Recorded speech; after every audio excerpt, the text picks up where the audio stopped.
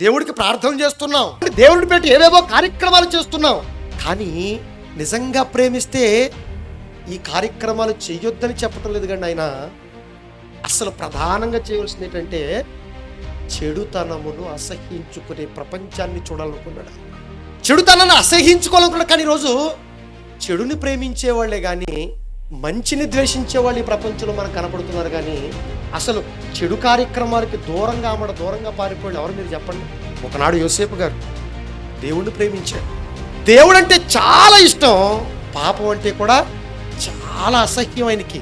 అందుకే దూరంగా పారిపోయాడట. అంటే చెడుతనాన్ని ఏం చేశాడు ఆయన? అసహ్యించుకున్నాడు ఆయన. అలా ఏ భక్తుడు మీరు చూస్తారో చూడండి.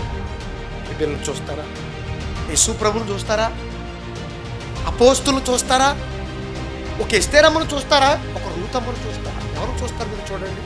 వారు ఏం చేశారో తెలుసండి, దేవుణ్ణి ప్రేమించే వాళ్ళందరూ కూడా చెడు కార్యక్రమాలను అసహ్యించుకున్నారు.